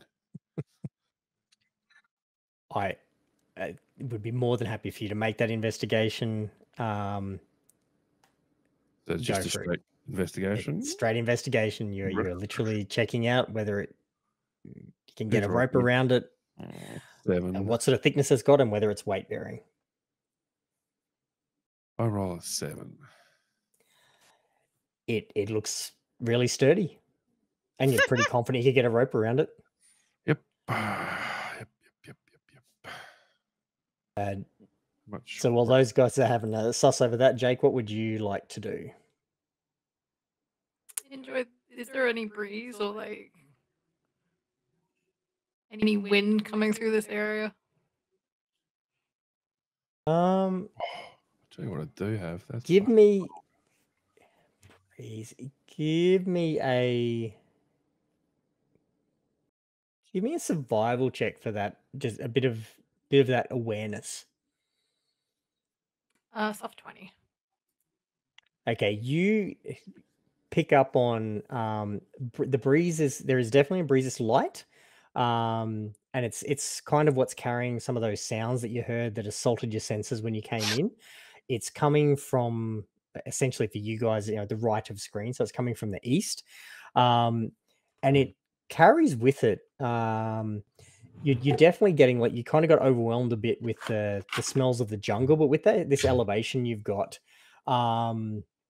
you catch also that there is definitely some really heavy animalistic smells in there, and by that I mean like the things you are used to from when you've gone to the zoo and been around larger animals.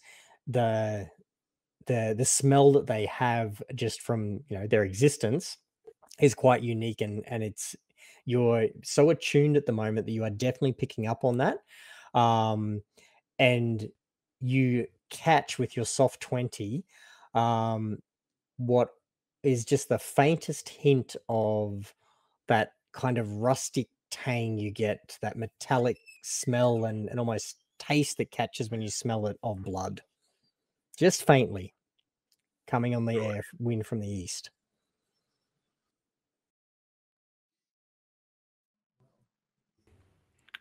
Can I point it out to? Can I like yell it to Alia and be like, "Sniff the air"?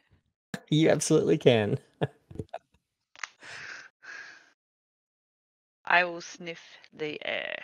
All right, you've got long practice with this with your perception rolls, so specifically give the give me a perception roll. And I'll give it to you with advantage because Jake is directing you there as almost like an unofficial assistance.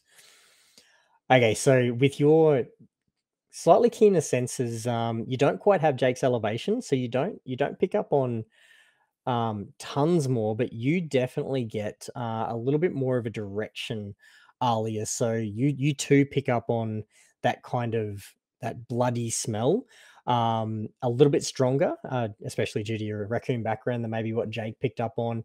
What you do pinpoint is that like the breeze is coming from the east, but the smell and that sort of whiff that you're getting, it to you is coming from directly east. You can pinpoint it down to, you're extremely confident that due east of you in a kind of crow's fly straight line, that smell is coming from somewhere in that direction, like not somewhere in that from that direction specifically. Well, we know what direction not to go.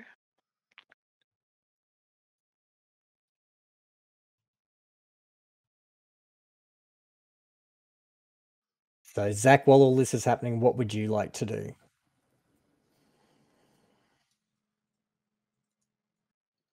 Sorry, I guess if Ali's not coming up here, I'll walk down the path Oh, you get the towards. Fuck. Yeah, I get a path. Giving you You're a six, distances as mate. well. The What? essentially the Fuck. ravine, the gap is about 15 feet. To let you know, because you would have, I'll give you this with your 14 before, but from where you're standing, it's kind of angled down the cliff face, and whereas Jake and Fokionis are on a straight kind of sheer cliff face, from where you are there, where you're standing on the edge, is about 15 feet to maybe 15 feet to Jake and 20 feet to Fokionis, depending on exactly where you stand. So I could jump over there. You're saying? You could certainly give it a go. You can see that it's a bit tight for space, but you could certainly give it a go. I mean, we've seen your feats of strength helping Mort move the cabinet. Yeah, what could possibly go wrong? All right, so you were heading down towards Alia? Yeah. Yep. All right. So could the badger make that distance? Nope, not happening. You've now got two. I don't know. I'll let you ask that question. So you got the two of you at the bottom and looking up. The three of you at the top. So you said 40 feet is our distance. 40 right, well, feet. 50 feet of rope and a climber's kit. So although I'm probably overconfident that the tree is weight bearing, I'm going to give it a go anyway. All right. So great. But it's fun because I'm going to send the Golden Snitch down first because I don't want to look up. Sorry, expand on that for me. You're gonna okay, let's recall the image in Discord. I am a snitch. I thought the Drake had gotten a name that I'd missed. Got it. Well, so you're able to a little bit of very careful maneuvering and maybe more comfortable for one of you more than the other as you need to kind of work in close proximity with Jake and his Golden Snitch to get that rope tied around the tree. But but I mean, you're able to secure it. The tree itself is around 7 to 10 feet in diameter, so it takes a little bit. But between the two of you, it's 50 feet it's away. not anything you need to roll on. It's manageable with your skill set. Double granny. You've secured it. You've got a rope, and it's hanging down within easy reach of Jake currently, more so than Fokionis, unless you do a little bit of careful do-si-do and swap spots. Jake, here. Yes. I have this climber's kit. If you take him, you can go first. Oh, that's so sweet letting me go first. Yes, sweet. That's right. So how do I climb? Well, see that rope? Yes, I do Grab see it. the rope. My eyes work currently. Good. See your hands? I have 2 of those. Good. You should take hold of the rope like it's something that you want to strangle the life out of. Oh, okay. And then you can lower yourself down that not too big cliff over there. All right. Just take one step at a time. And then when you take a step down, then slide your hands down a bit. Then take another step down. Then slide your hands down a bit. Rinse and repeat. Can Jake try doing the cool jumping thing that climbers do? Oh my god. It's fairly easy for a Abseiling. normal person to do. Are we talking abseiling or are we talking like, the tactical teams like forward ascent rundown? No, not forward ascent. I've done that Absolutely. before. Do you know how terrifying that actually is? Scary. Like, just looking straight at the ground. I have 2 in a harness, so we can do this however you would like to. I just need you to talk me through what Jake is looking to do, and then we'll figure out how we're going to. Are you telling the rest of us what you're about to do, by the way? Just curious. Asking for a friend. Jake is gonna grab the rope with both hands, like it was suggested. Yep. His soft, supple hands are not going to grasp it quite as tight. He's going to back up towards the cliff, and then he's going to jump. No. Okay, so you've gone from like careful and slow and steady to leaping. Balls deep. Can I get Right. you, because you are jumping, this is not a knotted rope, you've got no sort of beneficial equipment or gloves. I need you to give me an athletics check, please, Oh my as you god. leap off this sheer Oh, cliff face, Negative holding. modifier. What do I have to roll to see if I can grab Jake before they fucking yeet Oh, me? let's see what happens. Anyone got featherfall?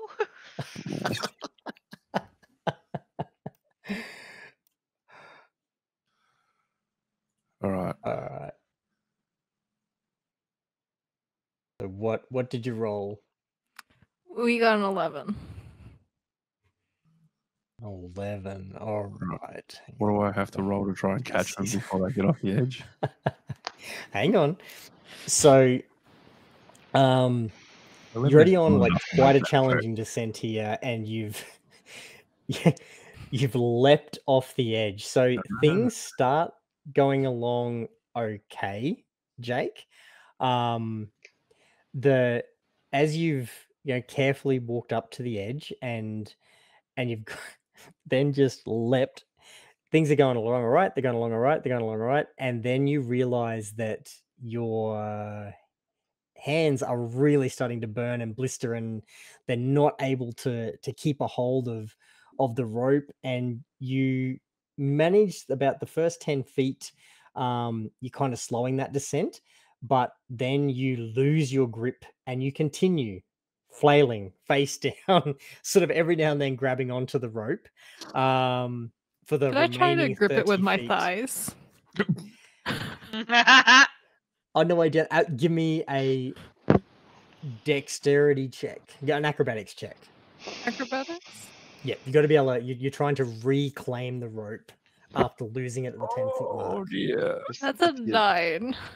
But You for the just you I'd like to nearly point get out it. I rolled a You nearly 3. get it. You nearly get it, and just that slippery material of the the golden thong that you're wearing, just where maybe those muscular butt cheeks, may have been able to grip in with your thighs. It just hits and Fucking slides. pound of toast, And if man. anything, you continue going faster down, and land in a heap next to Jake and Alia, taking. Let's see. All Hey the damage. guys! Kind of trip I took. You just jumped 50 feet off the fucking No, cliff. he controlled the first 10 feet. Bro, Things were you going along all ascended right. 10 feet and then you fell 40 feet. No, 30 feet. What a good way to start the dungeon. All right, so Jake, you take 9 got points of bludgeoning semi-phase damage as you Ow. thump into the ground. Ow. That's going to So, Phocyonis, you did ask how much to grab him, but with the limited space you've got available to you and the fact that Jake was slowly steady leap, there wasn't a reaction time to grab him. Okay. He was gone before you could. Oy, oy, oy. I think I fixed my back problems.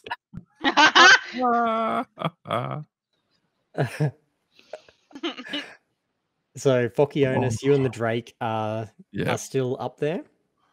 that's right. I'll look at the What do you Drake wanna and do? go, I don't know about you, but I'm not fucking jumping like that. Maybe we just climb down normal. You should throw wanna the Drake down. I'll catch jump on my it. shoulder? You guys can definitely occupy the same. Oh, actually, no, he's now medium, isn't he? Is he? Is A he? Drake. Is he? Yeah. But look, Does he not also have I'll wings? let it roll here because that actually should have affected you guys. And you're landing on the ledge. I was still treating him because he leveled up at 7. Right. But let's just treat him as normal. But from here on out, Okay. after you get down, Fine, if he doesn't he's a fit on my medium. shoulders, then I have a different plan. That's okay. No. We're going to roll with it because it would completely change the way it would essentially be a third person on that ledge that's Right, really and only we got wouldn't space have for all 2. fit. It'd be too much retrospective stuff. I Gotcha. didn't realize it, so we're going to just play this out Is it and big then enough for me to ride it as it flies down? no, Right, okay. it's not. Not Good at all. plan didn't work. So the Drake is on your shoulder. That is Right, not a Drake's problem on shoulder. for this. And I you would- I said would you were like going to slowly and carefully climb down. Then can you give me an athletics check, please? Which is your strength one, but athletics. Athletics check. Yeah. Where is it? Not acrobatics. Athletics. There we go. Oh, fuck off. I rolled a What'd you get? 1. Lucky I have +7. That's 8. Yeah, but +7 on a 1 is still a eight. 1. Still 8. It's still a 1. Still an 8. So with that, the weight of the Drake and you start really, you saw Jake's actions and saw what happened there, and so you slowly start essentially abseiling your Just way before you down. get You've got into the that grip rhetoric, with the I'd like left to hand, remind you've you got that the I have a rope under your climbing bum, kit. you're slowly letting yourself down. Everything is super straightforward and controlled, and as you're doing all of this, because Jake leapt off and never really took any weight onto the tree, as you guys are going down, that tree, those of you below see this, but Phocyonis is so focused on don't look down, don't look down, don't look down, don't look down, that the tree just steadily tips and tips and tips and tips, and then just comes off the side of the cliff, completely uprooting those shallow roots that it had into the top of that cliff face. Excellent. So Phocyonis, you and the Drake take 13 points of bludgeoning damage as you and the tree all land in a Again, of I'd like to splinters. remind you that I have a climber's kit, which means I can't fall more than 25 feet. Okay, I needed to know that, so that I did means say we that. take I away. did say that. I did I say missed that. it. Sorry. So it's 7 points of damage. That Okay, takes away so- one of the dice. I took away the highest dice. I took away the 6. Okay. So given that I can't fall more than 25 feet, did I actually make it to the ground? You make it to the ground, and you're able to kind of slow your descent and kind of grapple and grip and try and catch onto the wall, and you sort of for a little bit are sliding down and slowing your descent with your boots and your gloves. But yeah, that last 25 feet, which is the maximum you're allowed to fall, you do kind of slip off and land with a bit of a thump. But the tree does beat you to the ground, and that foliage does break your fall somewhat. All right, cool. Thank you for that reminder, and I appreciate you taking the time to look at that sort of gear because I really do need you to do that, So I especially with just- how much stuff you Yeah. guys have When I got. was looking for the rope, I remembered that it was in there. It's like, oh yes. Yeah. Right. So, So- I dust myself off. Check on the Drake. Does the Drake take damage? The Drake does not have a climber's kit, so the Drake took 13 points of bludgeoning damage. Oh dear. Oh, sorry. What kind of fly? I mean, yeah. Why am I carrying this thing if I can fly? You wanted it on your shoulders. No, I offered. And it accepted. Like this Yeah. thing's dude, this Fuck, thing's God, intelligence is lumps 8 with a earlier, minus come on. 1. Like the big dude that has Ugh. been wrapping itself around with its boss said climb up here, it climbed up here. Whose pet is this? Mine or And Fox? then- yeah, yours. Yeah, It's yeah. yours. You weren't there and you didn't tell it anything different. So but it was told. I mean, you could literally, it could have flown down, or you could have resummoned it. There's so many things that they could have done with that Drake.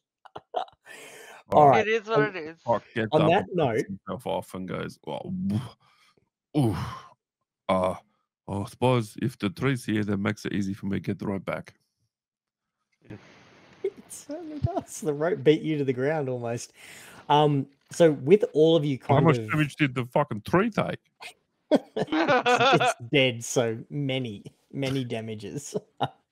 It's kindling and splintered bits of wood. And you could see, Fock, just how shallow the root system was, despite it feeling, so steady and sturdy. And it was a hardy tree. It clearly didn't have a strong grip into the cliff. Yep. Now, what you guys notice when you get down there, now that you're all kind of together and you've brought the party back to each other, is similar to what you face in the dungeon, where there was kind of that blank blackness. That's essentially what you face as what we see as on the map as like your cutoff point. So where you came through the portal, that's where your jungle world starts and ends, and then the whole rest of it is unfolding, at least in terms of what you can perceive, because there is quite a bit of foliage and cover, and it does limit your vision somewhat depending on which direction you're looking in, and there's cliff faces and rocks, etc. But the way behind you for the portal is that inky blackness, and everything stretches out ahead of you essentially in all directions. The only way you can't go is back. And on that note, with it being nearly midnight, that's where we're going to leave it, with you having entered the level that the AI said was the Overcity and finding yourself in traversing a jungle. Welcome to level 3, everybody. Bungee style. Yeah. I'm so close to finishing. But, You have no idea come on. how annoying it is to be like one off. I know. It's like, oh, come on. I'm probably more of a chance of Spa uses an old lady's voice and Jake hits on a random peep than I am on Racer throwing something at a cat now that she knows. If you could get neither of those, because they're also what I need. Ah, I just need to find some trash and you've got pocket two. it. Holy shit, Simon. See, that's likely to happen. Well, I'm surprised that none of you went back to... I thought for sure another trip to Glimmers was going to happen, I mean, because I had that on the bingo card as well. I'm like, these guys for sure are going to just ignore like the some sensible potentially decisions. They're going to want to go and talk to Glimmer. Has to happen organically. that's right. It can't be contrived. I really like the fact that you are doing that and you're letting it unfold. That's good. Otherwise, I could just talk up a random person. I mean, yeah. That's Or not use my entirely out of dynamite. character. Do both with the same person. I like your little Jake, the beautiful mind of Jake drawing. How fast did you have that ready to go, or did you draw that while we were playing? I always tend to draw those sketches. The easiest way to tell is like if it's colored or not. Yeah. She's always drawing.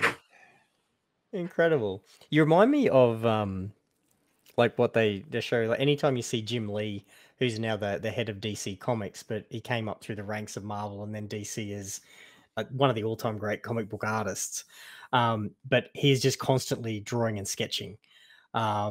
Yeah, in meetings, in conversations, he did the Joe Rogan podcast, and he was just drawing and sketching through the entirety of it, almost like a focusing tool. It's incredible, and I've noticed you do it so much. Like you're constantly drawing and sketching and taking in the world around you. I don't know how you do it. I really don't.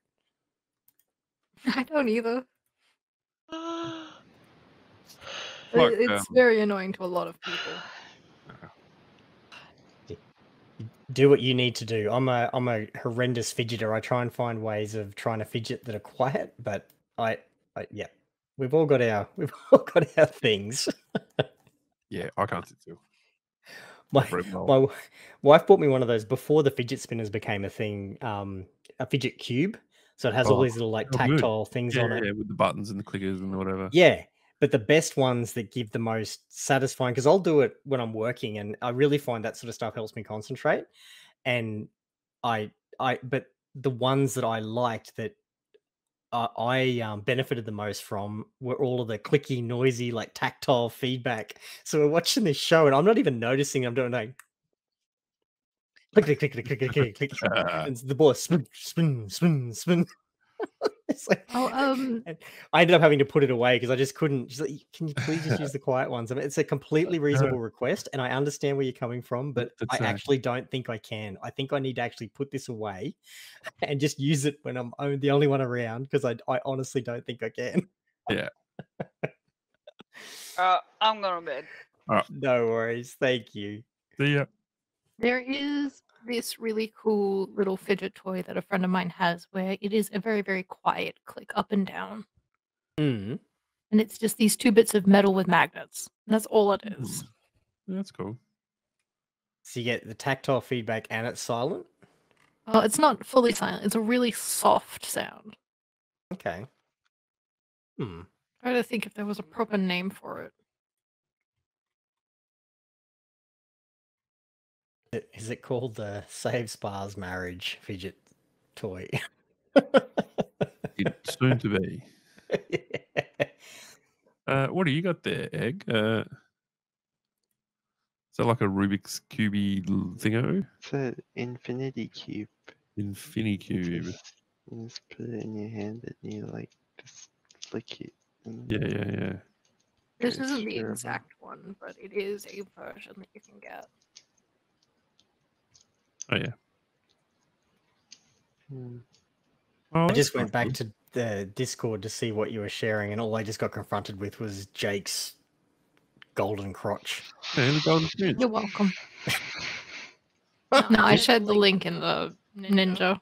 I went to the wrong spot. Oh, that's cool. I told you it's the Golden Snitch. It's God.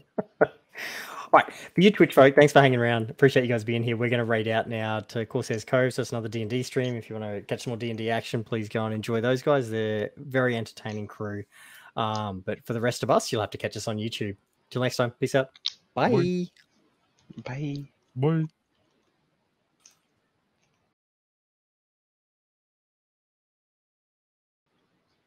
There we go. Right.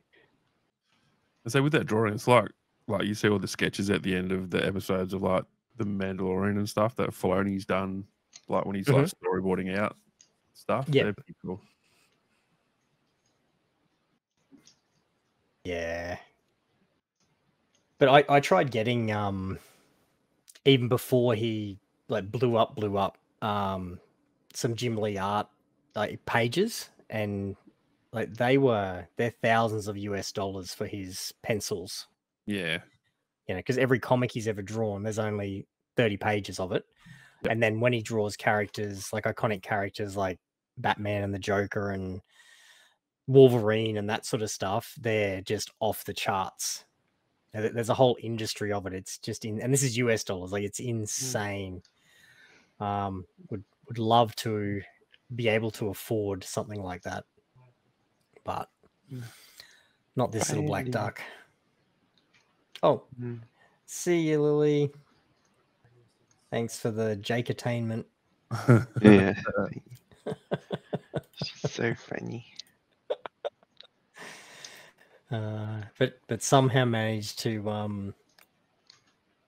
do the life advice for Ward and start a whole with the rest of you as well, but start a whole other thing happening there. We need to see how that unfolds. Oh God, I Yeah. don't know how this not Stu- very well protected attire is going to play out. Well, Yeah. It's very weird. I need to chat with Lily quickly to find out if it's like she's taken off all of the all of the gear, or whether it's a case of being a changeling, whether she's just changed the visual. Appears that there is. I just there was nothing, you guys, aside from there's no AC for Forley, so nothing actually. If you guys had ended up in some sort of combat or anything like that, I would have had to ask her then. But I'll check in with her, because I too am curious to know whether Jake's attire is is affecting any stats as well. Yep. There's definitely That some would be pretty funny if he has actually Shelby's armor and is literally doing a dungeon nudie run. That would be, it'd be very in character. It's on point. Yeah, For sure. Oh, dear me.